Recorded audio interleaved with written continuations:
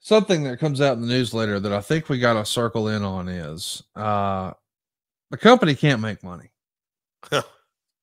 Meltzer would say, because Anthem has spent so much money between the loans and the Billy Corgan settlement, there's just no way to make money right now. So they're looking at cutting costs, and there's been talk of cutting pay, which of course has talent unhappy. It all comes down to the budget. So you're tasked with our top acts, the Hardy Boys, are in contract renewal time. And because we've spent so much money just to get the company, to keep the company alive and to keep our arms around this thing, we probably can't offer them the money we want. And that's probably going to trickle down everywhere else. How quickly do you realize that things are not all rosy financially? What month are we here? January, February.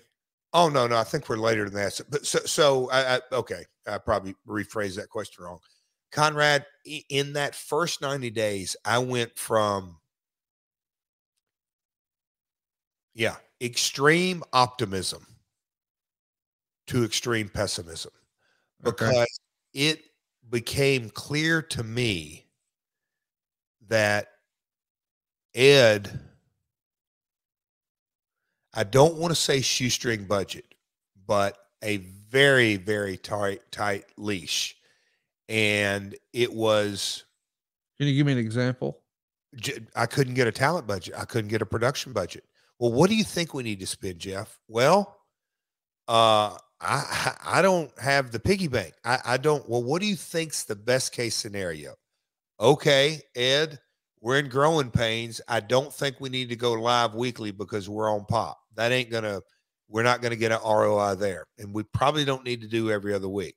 What I kind of think we need to do is use 2017 to get our sea legs under us and get our head around our roster first.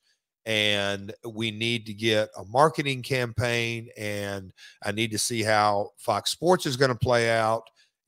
Conrad, I could come up with a laundry list of things of, can we just kind of see where we're going to settle here in the next, I'll just say all of 2017. We've got NOAA opportunities. We got Crash. We got World of Sport. Let's see where we land on all this, was kind of my general thing. But with that being said, we've got to set budgets. Conrad, I couldn't get an answer for nothing. I mean, I tried. Look, I won't get into the weeds here, and I think, I brought DeMore in. Well, we know where DeMore's at now.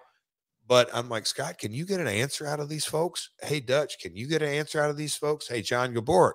Me and John would scratch our heads in front of each other. And I'm going, John, I don't know how to really figure this out, because if we're supposed to cut talent, okay, we've both had those hard decisions to make and hard conversations.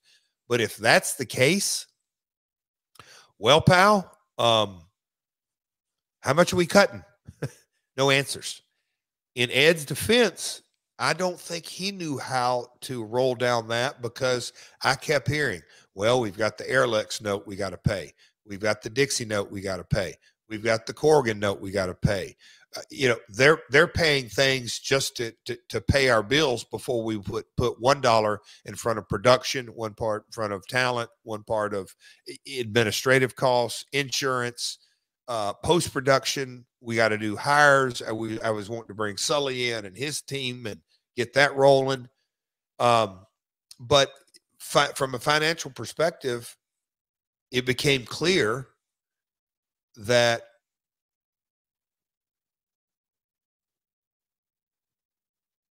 the capital was not going to be spent. I'm not going to say it wasn't there, because yes, it's there. It just wasn't going to be spent on this asset.